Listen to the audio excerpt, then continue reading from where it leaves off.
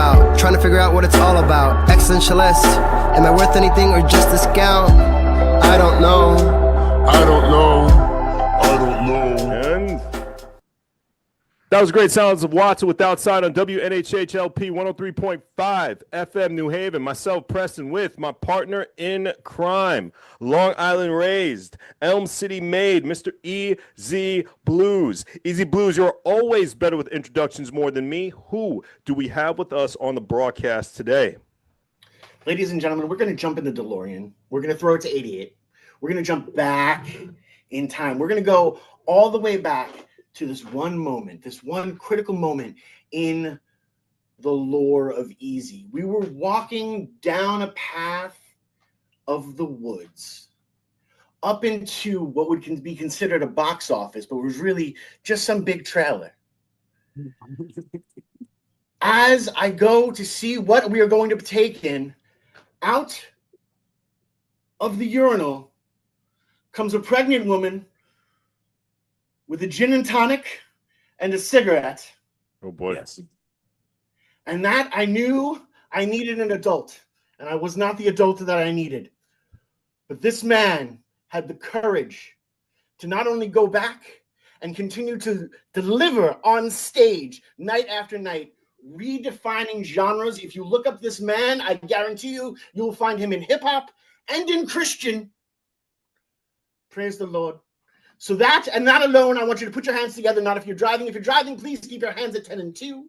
We don't need any accidents. But mentally, put your hands together for the phantasmagorical, the supercalifragilisticexpialidocious, the most incredible, our good friend, our dear brother, Mr. Freeze is in the building. Freeze Martian, how would you like to be addressed today?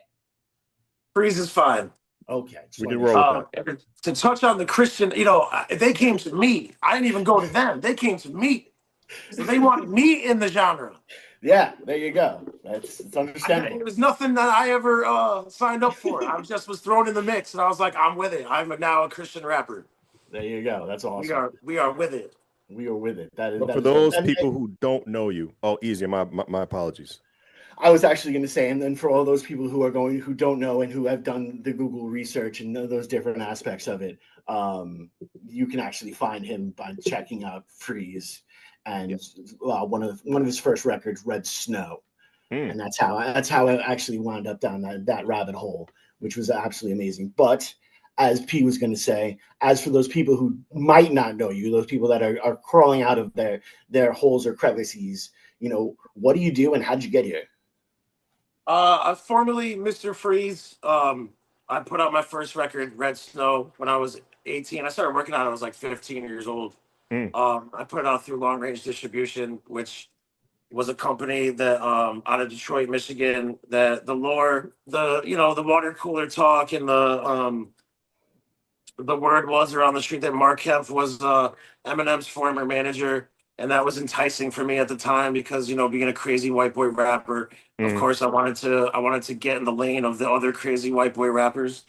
So I signed with Long Range Distribution, and it was actually, it was a good learning experience, but it turned out to be a nightmare. But I still have love for Mark Kempf. I was just a young kid. I didn't know what was going on at the time. But yeah, I used to be Mr. Freeze. Some things, copyright issues, I had to become Freeze, and then it was Freeze Martian. I evolved my styles with albums, so I kind of take on different personas. But it's been the Freeze Martian era since 2017, so that's where we're at with it. What were those early sessions like when you first started writing lyrics and recording? I had no idea what I was doing. Okay. So Easy and I have something in common here. I started the first studio I ever recorded at was Horizon Studios in West Haven, Connecticut. Gotcha. So I just was flipping through the phone book. I was a kid with a dream. I was 15 years old. I wanted to rap. I had songs written. I had a beat. I was like, I need to figure out how to do this. So I flipped through the yellow pages and I found Horizon Studios. I called up. I talked to Vic, and he was like, I got a guy who works out of our basement. He does our hip hop stuff. He works with this guy whose name is Phil Blunt. Have you heard of him? And I'm like, no, I never heard of that dude before. So I met up with him. His name is Chad Burton. He was the engineer at Horizon Studios, and he turned out to be like one of the best like producers I've ever met in my entire life. Like he had done a lot of stuff locally, but he had also done some beats for like KRS-One that didn't get used. But, you know, he was in the game, like, you know, he was like in the scene, and he was actually making moves. Like, no, he didn't have like a record out with like a huge MC at the time, but he was making noise and he was doing things, and he was embraced on like the CT scene. Right. And he's like one of the guys that got me into the rapper Cage. I didn't know much about him at the time. This guy was, you know, knew a lot about him, and they had like hung out together. They had like done stuff. They had like worked together. So I got kind of introduced to the whole underground scene that was going on in Connecticut, New York, and New England at the time. Right. Through this dude Chad Burton, who went by the name Mr. Grinch, and he started recording my songs, and we were not good. Okay. We were not good. I mean, I could rhyme, but like we didn't know what we were doing in the studio. So our songs, those early recordings, are probably like the most embarrassing piece of music that you could probably find on me. How fun was that embarrassment?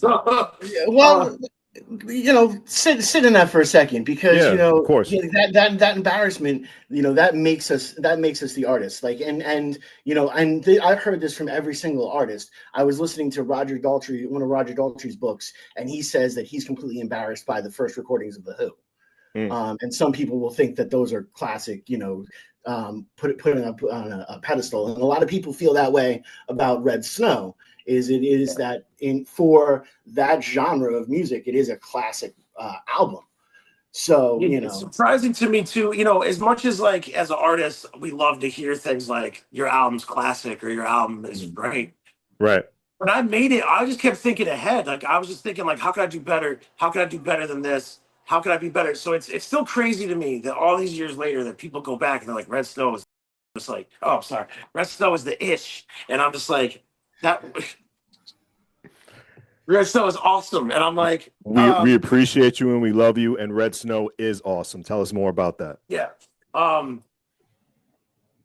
It's just crazy to me that people go back to that one like it's my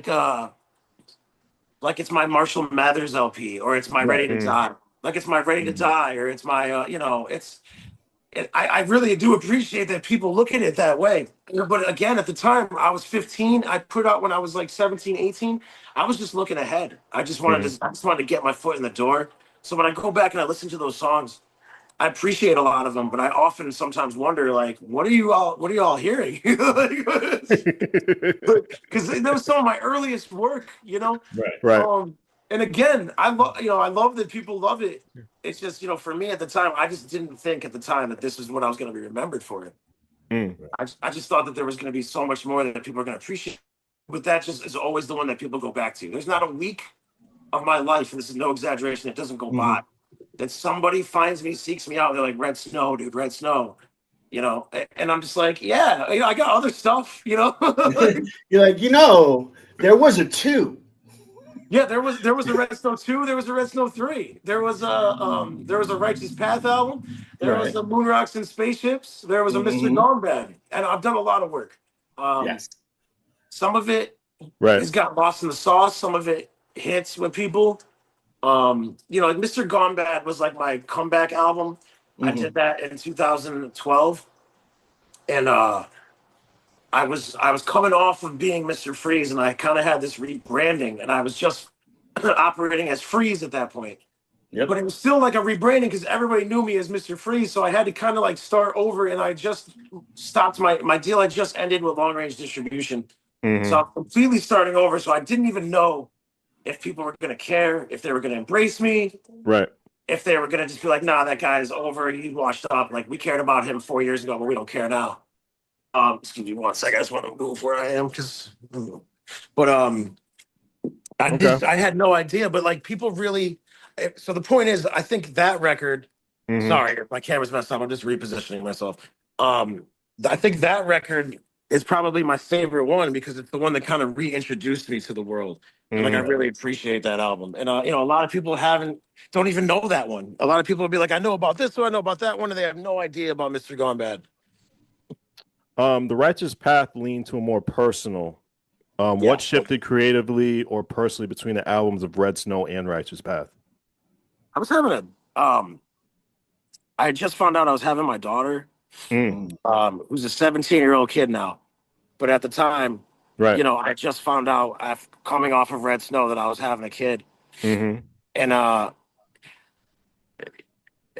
don't want to say the music was lighter, but I did a lot of different things. Like I didn't stick to one thing. That's kind of where me trying different things musically came into play with That's that fair. record.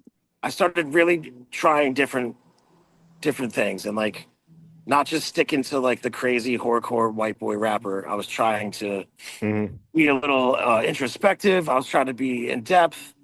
I was just trying to give something that was deeper than the norm for me or the standard at the time. And a lot of people that pissed them off. Because they didn't want that. They were like, what do you mean we like you for this? So what are you talking about? It was labeled a gospel Christian album before it even came out. People were already calling it that before it came out because it was called The Righteous Path. Right.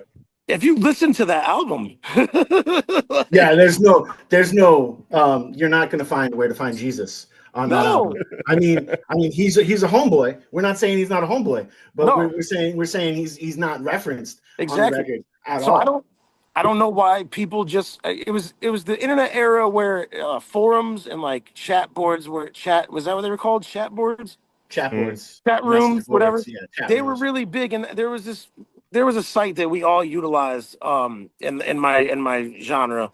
It was called horrorcore.com, and that's how I kind of got labeled as a horrorcore rapper. And it wasn't because I was trying to do that like consciously. I was just looking for anywhere that people could hear my music. Right. And it was, again, this was pre MySpace also. So MySpace had just hit maybe like a year or two later when I started. But I didn't have any way of getting my music out, so I didn't know any other way. And this community of people on this horrorcore.com embraced me. And that's kind of where it all started. And then when I put out the Red Snow, it became number one on horrorcore.com. It was number one on the site Red Rum Media, which were all early distribution for like this horrorcore music or this like really hard, wicked kind of rap music. And we had artists like King Gordy,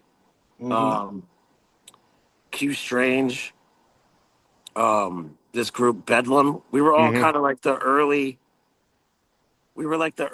guinea pigs for trying to see like how to make this work. Because at the time it's like you're either signed and you're on MTV or you're just a nobody and you're rapping like with a backpack on in the park.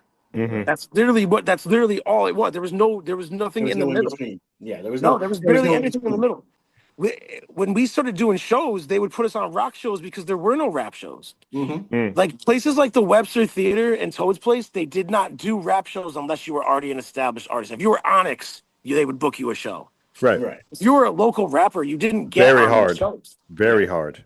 I remember the first time they booked us at the Webster, and that's how we ended up getting put in this ICP category. They booked us with their proteges Twisted. And we opened for them at the Webster Theater, and that's literally how it started with people opening in New England and in Connecticut in mass concerts. That's literally like I'm not even trying to say this as clout. We literally were the first rappers that were put on a rap show opening for a rapper. Before that, they would put rock bands. We would go to sometimes we would go to these shows and we would go watch ICP. And they would have a rock band, and they would get booed off the stage. And we'd be like, why did they book a rock band? They're rappers. We never understood that. And then one day, this dude, Ben Wu, who booked at the Webster, God rest in peace, Ben Wu. He passed away back in like 2009. He took a chance out on us, was like, hey, you guys rap? Yeah, let me put you on a rap show. Like, I don't know why it was so hard for people in Connecticut, promoters, to put two and two together, like rappers. Rockers. We separate them like this. You know what I mean? Like, I don't know what was going on before that. Was there a lot of mixed emotions because of that? Nobody knew what to do with us. You got the opportunity, but yes, you got the opportunity to perform, but it wasn't in a light that you wanted to pursue when it came to your art. I desperately wanted to be accepted by like the rap community. Understandable, yeah. I didn't care about any of this other subgenre stuff. It didn't pique my interest. When it became something that was so prevalent in my music, of course I embraced it. Like I got involved, and now I played gatherings of Gathering of the Juggalos at least 5 times. I played main stage. I've done a lot of stuff with Psychopathic Records, but it wasn't something I achieved to do. Right. And I think that's something that people misconstrue about me. They're like, he's like trying to be a juggalo rapper. Dude, that was never the goal. I just wanted to be, I wanted to be like DMX. I wanted to be like the rapper. I wanted to be like that guy Nine. You know, like I wanted to be, do you guys remember Nine? Yeah, I remember Nine. You wanted to be your own, you wanted to be you. You wanted to be yourself. I wanted to be like respected like that. I didn't want to be like, and there's nothing wrong with the guys in the face paint. I'm just saying it's just not what I was going for. You didn't want to feel like you were put in a box. That's what you're trying to say. Yeah. And that's why I put out that second album a little differently. But like I said, that kind of sabotaged my career. It kind of stifled me for a long time.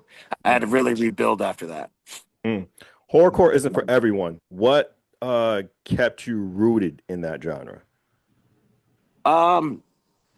Their dedication, the fans, the audience are so dedicated. I look at it like when I tour out of the country, I love the United States, but like there's something about when you go somewhere else, like when you go to Canada, they just have this different energy.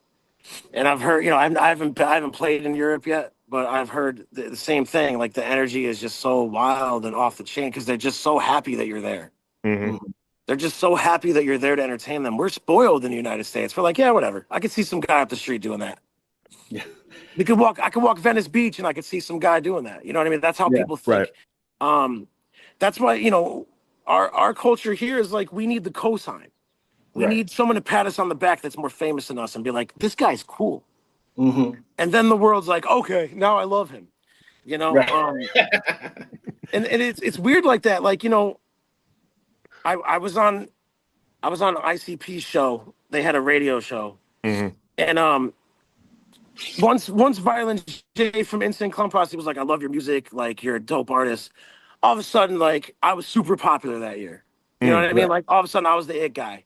And like, there was like rumors of me getting signed to them. I don't, and like they were beefing with that group Twisted, and they were saying things like, oh, the joke was like Twisted will sign everybody the clowns try to sign. So the joke was now Twisted's going to try to sign them because ICP likes them. You know what I mean? So there's like this big, there was a little bit of hype going on because of that.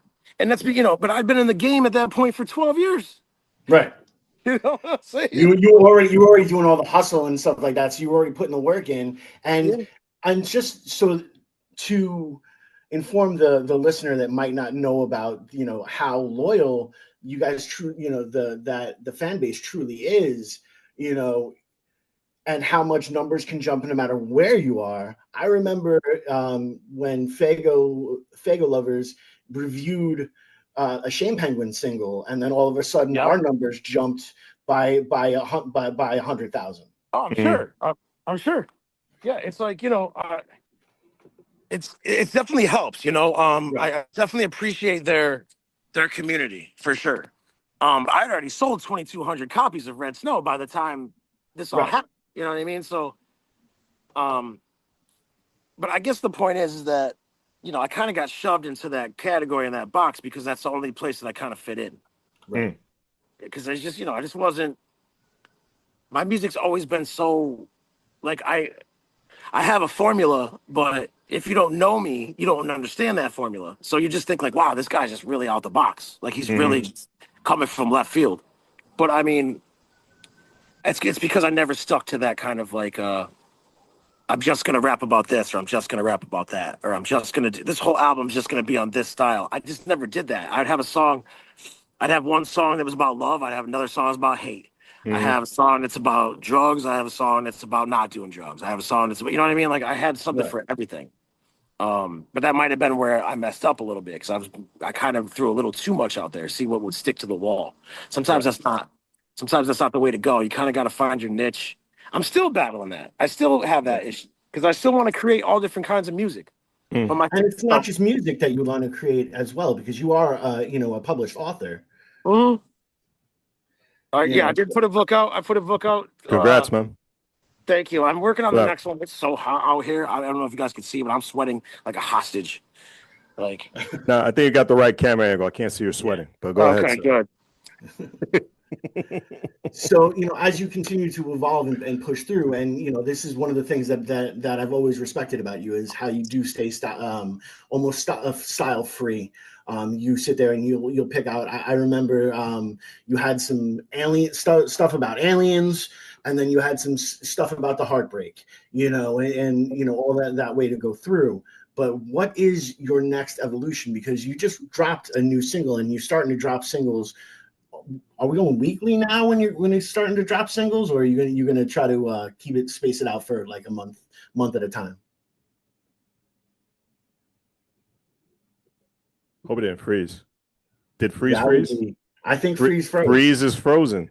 Freeze man, is frozen. Freeze is frozen. That should be a name of an album. Yes, there you go. We found the name of this next an album or a shirt. Freeze is frozen. Freeze is frozen. Yeah, we gotta get some marketing on that or something. That or like some recognition. But and that's a pretty nice album shot too. I got a screenshot that for him. We gotta put that in his DMs. I definitely do. These usually for like an album cover or something, or like a single cover. That'll be pretty sweet. That is a nice single cover. Yeah, man. I'm happy he's doing good. He looks like he's in a better space right now, which is really cool. Yeah, he's definitely in a better space. He looks like he might have been kicked off by the interwebs. He should be popping back on any second. He'll return. He'll definitely return. But see, this is what I love about like I said, a multi-dimensional artist like Freeze is, there's different aspects in which he goes about it. Like he says, he has a formula. It's just not the formula you think you really know. So when you listen to some of his stuff, you can be taken on these incredible journeys and really move forward into that type of aspect. And then as you sit back and a little bit more, you'll actually see the depth in which he does write. And it really is absolutely fantastic and amazing. It's nice seeing the mature side of him. Right. It's nice seeing the grown side of him. Like, this is a very interesting character right now, and I feel we just seen the peak of this. So, like, I'm really excited to see what he has in store for music-wise and just performance-wise too. It's probably a whole new experience. Well, I have to say, seeing him live a bunch of times, he's definitely someone who puts his whole heart and soul into that performance. There's many a times, and he would joke around about it because he had like a dad bod going on. He'd rip off the shirt, and the dad bod would be there, and he'd just be like rocking it out and just in full glory. I remember him doing it at the Gathering of the Juggalos. Reminds me of somebody. I know not of what you say. I try to take as close as possible. Who runs around in the dad bod, not caring what anyone thinks. I don't care. I don't care. Speaking their mind, but I'm not bashing you. I'm embracing that. I'm definitely embracing that. Absolutely, man. Absolutely. But just as a musician, Easy, do you have like a similar experience with what he was saying? Just with as someone who when I was doing acoustic stuff, I would play a lot of hip hop bills. Because I only needed 15 minutes of stuff to go and about it. And I found it was one of the most incredible audiences to do that, where people were actually paying attention to what I was saying, and my lyrics were actually, resounding with people. I thought was fantastic. So I'm as per somebody who started out, on, playing the hip hop scene with an acoustic guitar. I completely understand, him, having to open for rock shows and stuff like that, or having to, the first bill, it being, a horrorcore aspect, because that was what was trending at that type of time, where that was who could afford to rent the venue. That's a lot of, because that's a lot of what goes down when it comes to some of these shows and different things like that. Like producers will book out a venue, and then, they have to make a certain amount back to make sure all of their ends are covered and all that different aspect of stuff there. So he's back. He's back on WNHLP 103.5 FM New Haven, WNHLP 103.5 FM New Haven. Freeze is back with us. Good to have you back, man. Go ahead, Easy. I'm sorry. Going outside was the worst mistake of my life. My phone overheated. Oh, that's the worst feeling. I put my phone down on my table. Yeah, it's completely overheated. I really apologize to you guys. No, out of your control. You're good, and it was great because you froze. So Freeze froze. Nice. So, and we were talking about how it would make a great shirt. Yeah, Freeze is He's frozen. he's going to take a screenshot of it and he's going to send it to you because it's a good like album cover. So you're sitting there with your rolly, we'll call it, in your hand. Frozen? Yeah, it just frozen. Like with this face, just like. Oh no, Yeah. no. No, it was a strong, It was like a professional shot. It was like the professional Marshall Mathers sitting on the porch shot. Yeah, smoke still coming off the stogie. Definitely, man. Yeah. It was definitely well done. So like, maybe it was God's way of putting that on purpose for your next promo. So good things do work out. Send it to me. I appreciate you guys. Full credit on your behalf. Nice. So we were just talking about, how there's similar aspects of it because, me starting out doing the acoustic stuff, playing hip hop shows and having to really blend genres and really push envelopes. I can see that there's that comparison. We were talking about your energy live as one of the most fun shows you can go see is when you see Freeze live. Thank you. Of course. Now, you've also done it with a full live band. Mm-hmm. I know you've also done it leading karaoke, if I remember correctly, with a band, if I'm right. And not only that, but there was a small point of polka, which I thought was incredible. Like your polka phase was possibly my favorite phase. Polka? Yeah, I'm messing with you, but yeah, it's that's a sight to see. I was gonna see where you go from there. That would be. You almost had me there. I was like, I did do polka. You almost had the both of us. I'm the polka king of Sheboygan, Ooh, Lord.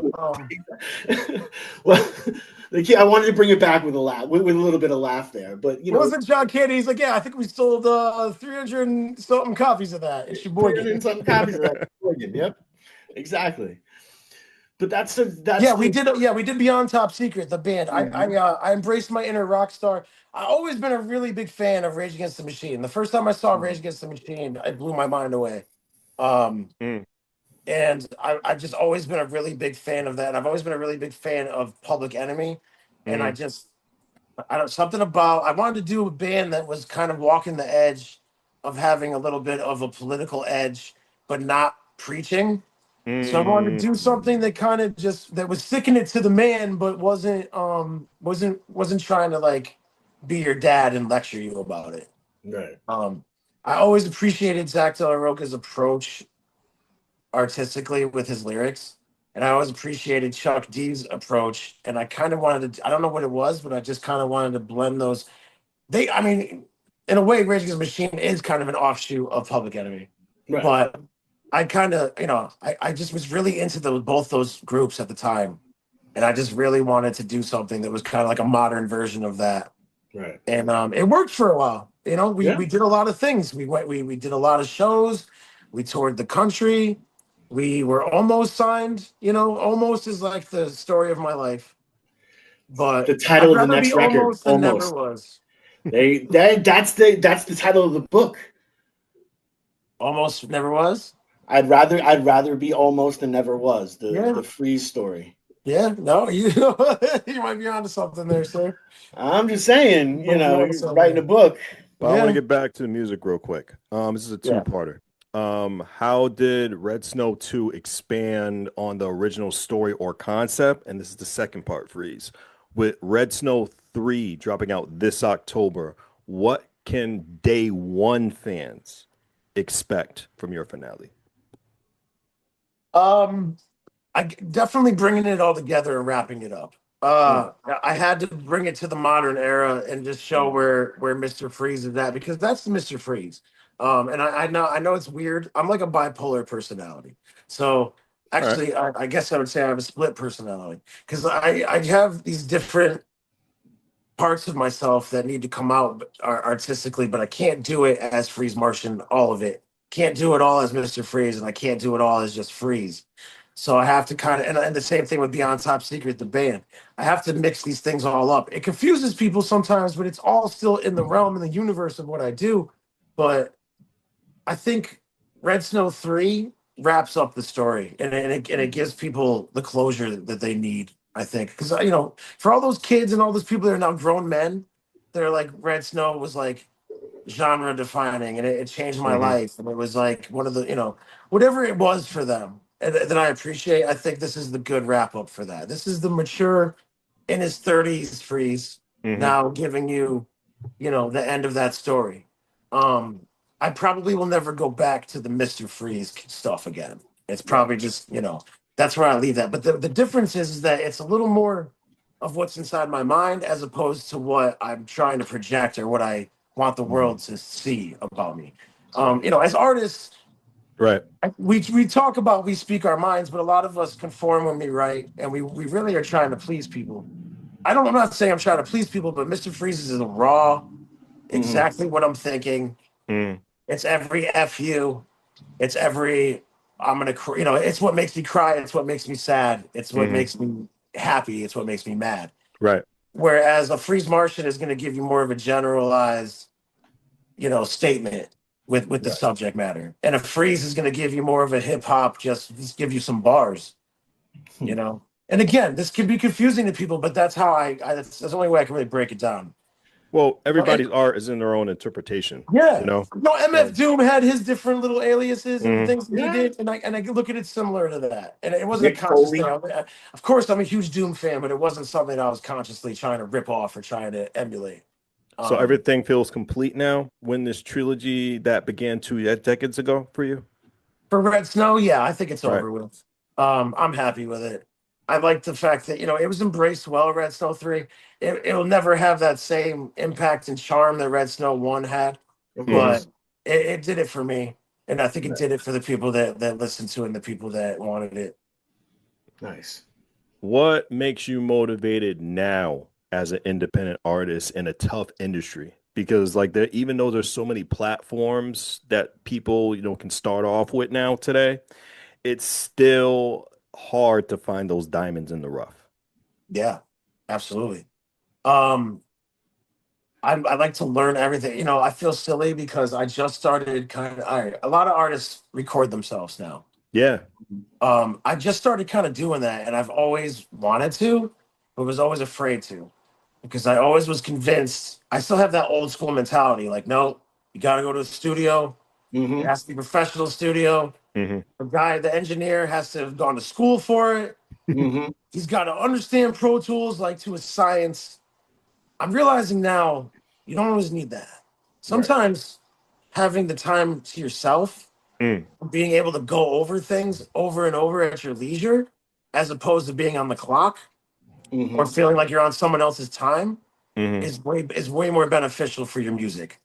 The last 2 songs that I released are songs that I recorded and mixed and mastered myself. And I'm really happy with them, I think, because it was my pace and it was completely my oversight and my brainchild. So I didn't have to sit there and be like, why is he not tweaking that button? Like, why is he not putting this reverb? Why is he not seeing that he needs to put a limiter on this? You know what I mean? My brain starts doing that. And I started sitting in sessions and I'm like, if I'm already doing this, just go home, buddy, and just start doing this at home.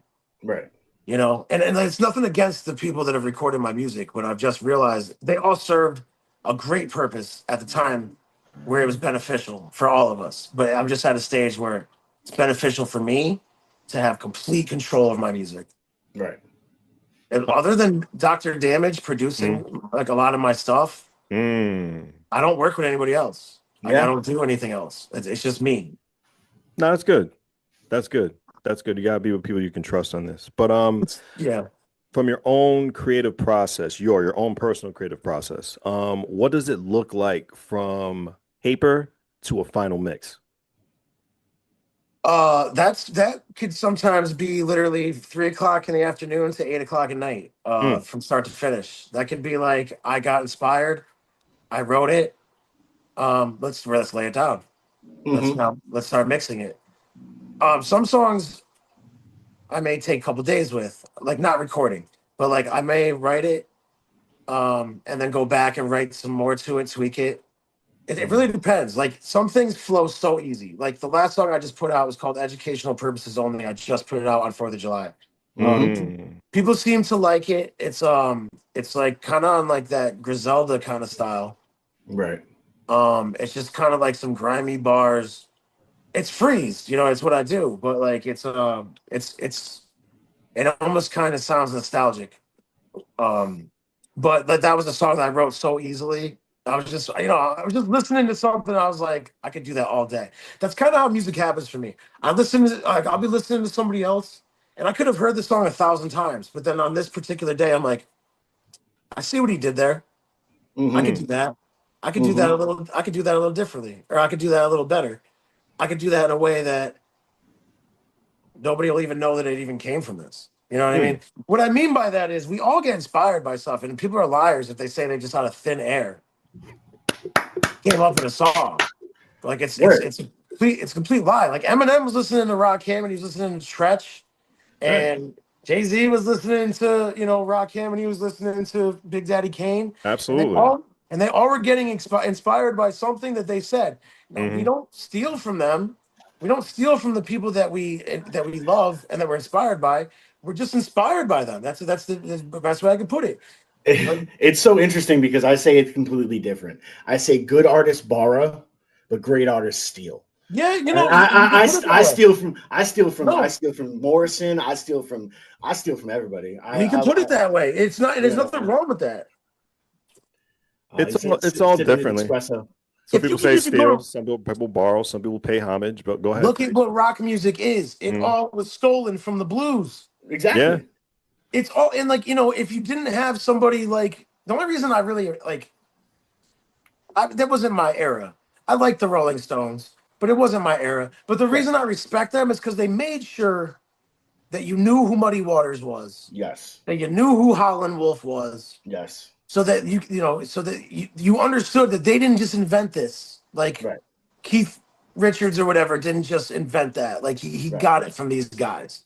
Yep. And I like to play the same card. I like to let it be known that there's artists that inspire me, and I hear things over my career, and I'm like, I want to do something like that. I want to do something similar.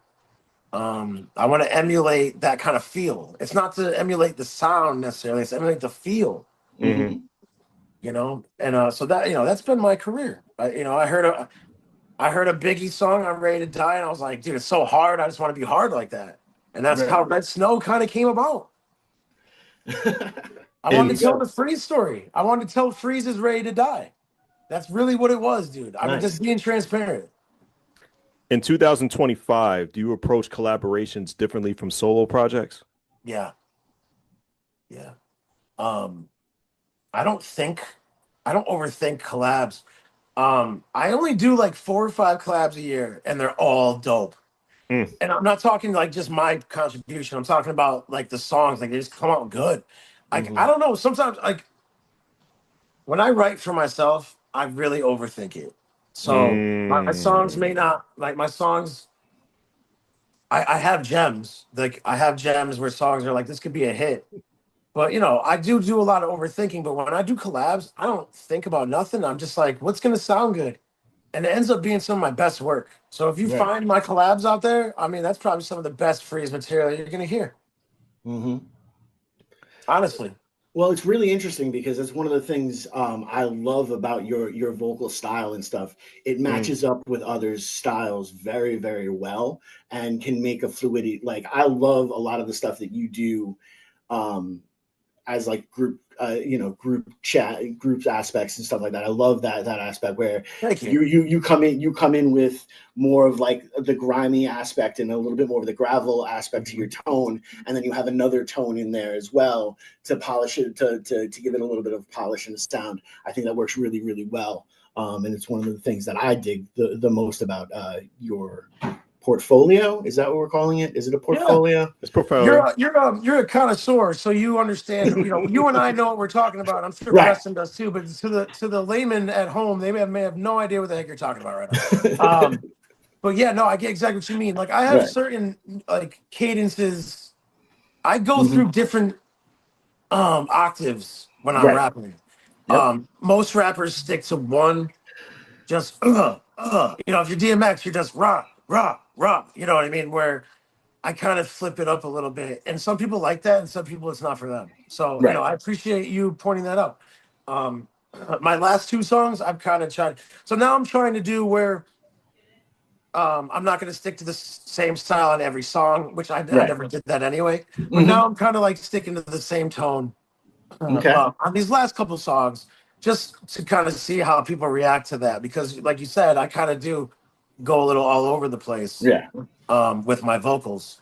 And anybody that's heard my music knows what that means. It's not like I'm going out of range. I'm just going, Right. Right. I'm just manipulating my voice in different ways. Right. I know Well, you have a very just your regular speaking tone. You have a very distinct tone to yourself. Have you ever thought about doing like voiceover work? Yeah, but I never knew how to get into it. So I was like, but people have been saying that to me for years, and I have no idea how to get into it. I don't know how to. There's a lot of things in this world that I know, and that's one thing that I have no idea. I have no idea how to even get into voiceover work. Couldn't tell you, but I would do it.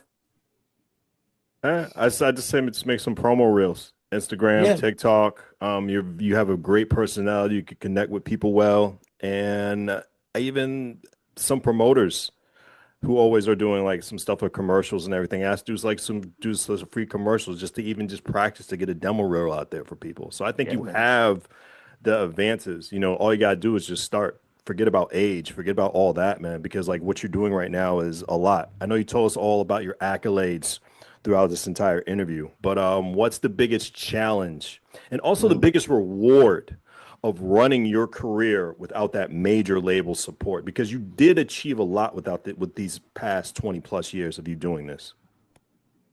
Thank you. You're welcome, man. I do appreciate that. The biggest challenge is obviously you're not going to get in the eyes and ears of everybody you want to hit. It's true.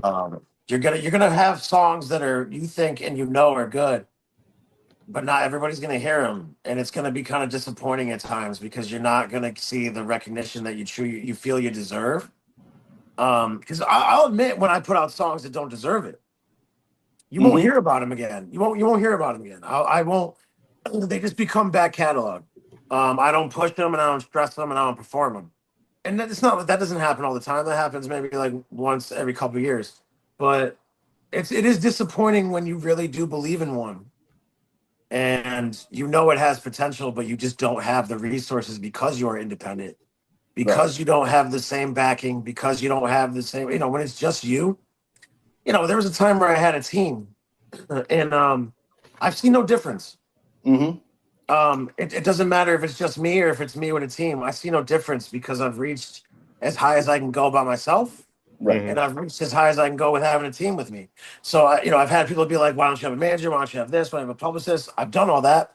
And it really, there's a certain threshold that you reach that's hard to get past once you've reached it. And you don't have that backing and those cosigns and those, this is a gatekeeping industry.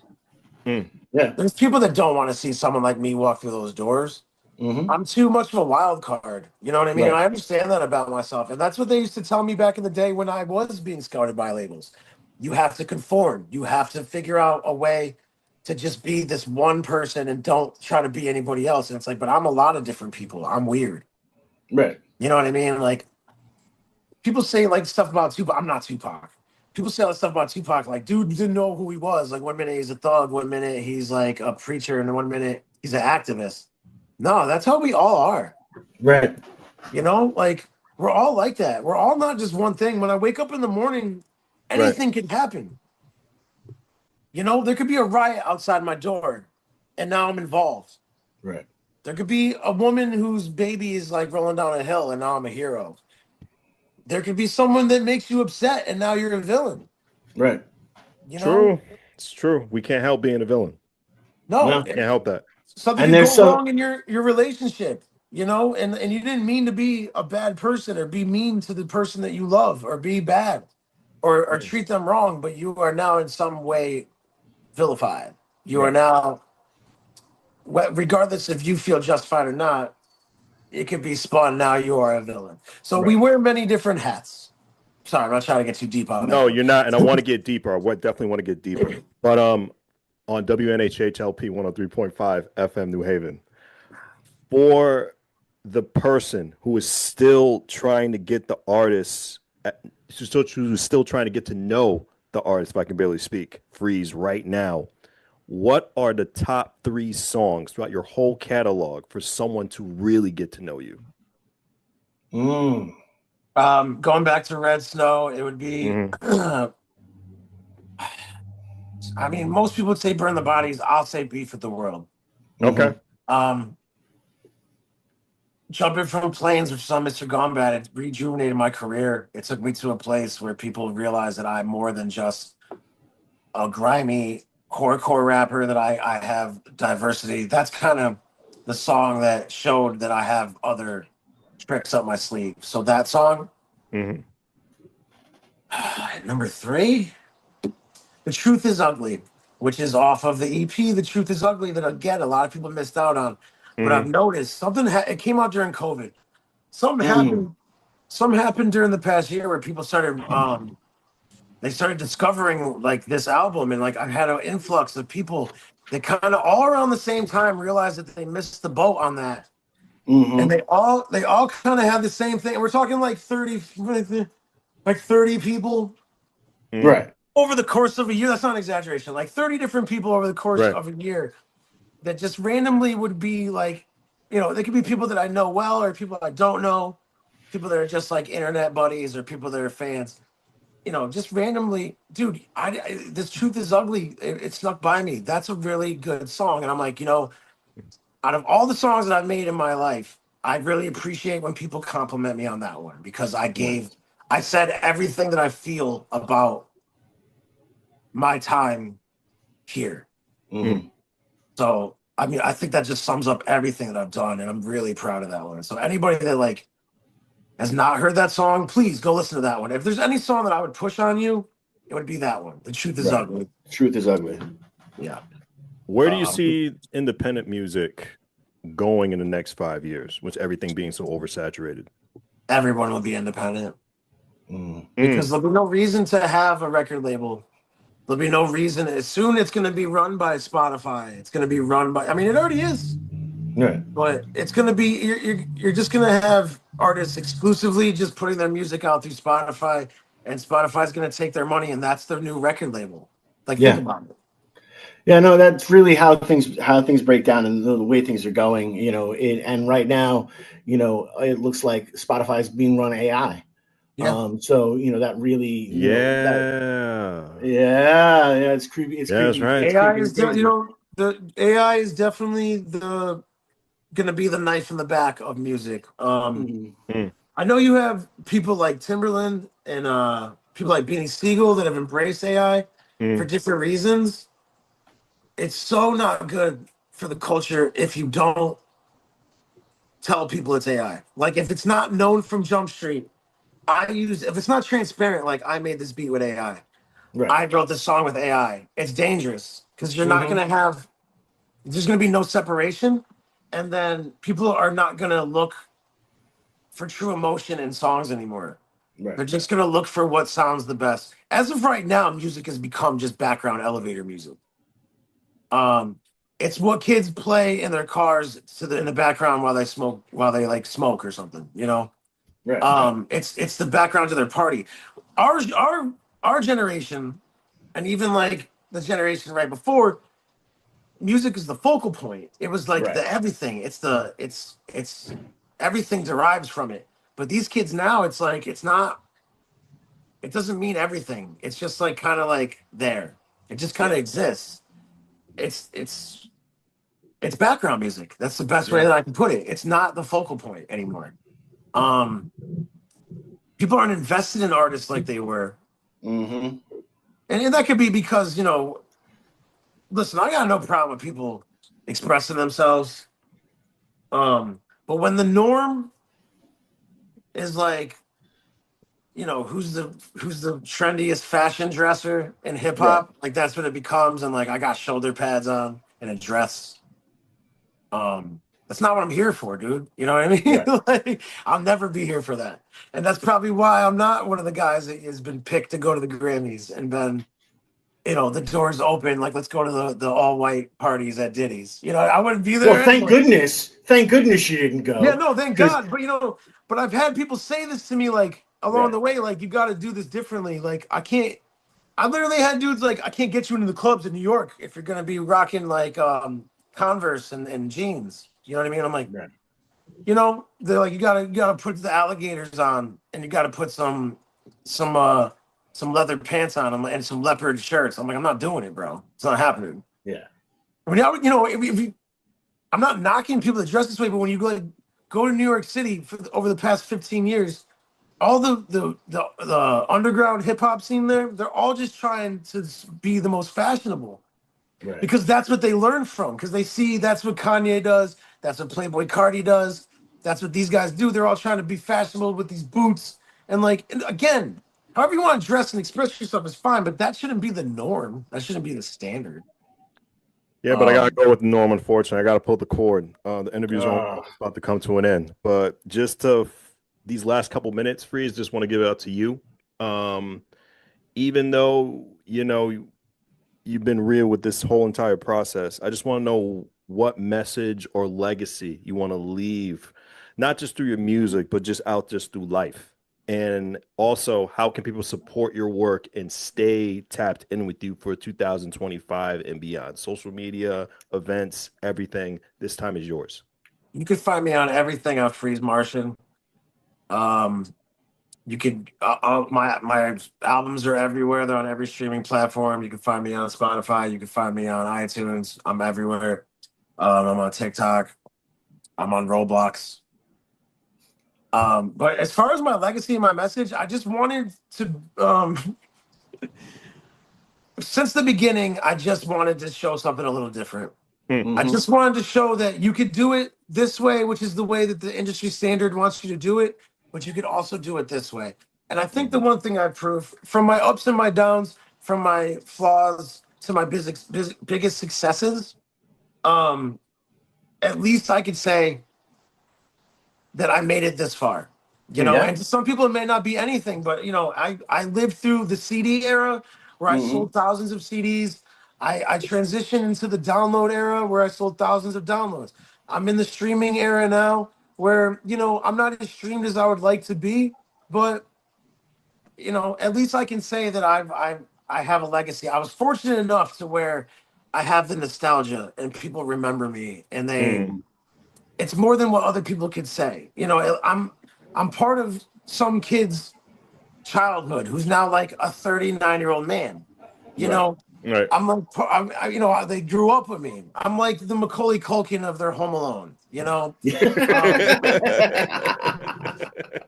So for these kids in New England, these juggalos, these horrorcore kids, they grew up with me. We grew up together. So you know, we're bonded for life. And I think that's what keeps me going and what keeps us going. And I think that's why people are like, this Freeze guy is still going from the outside perspective. And it's like, yeah, that's why. It's like we're just there's this nostalgia that still keeps me in the game. I'm still playing, bro.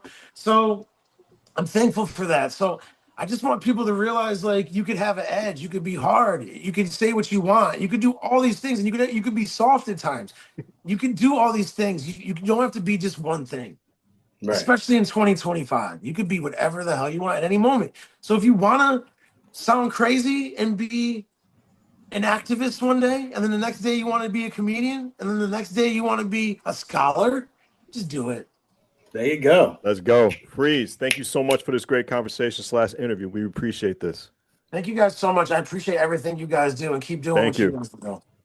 Myself, Preston, and my partner in crime, Long Island raised, Elm City made, Mr. EZ BlueZ on WNHH LP 103.5 FM, New Haven. Appreciate everyone.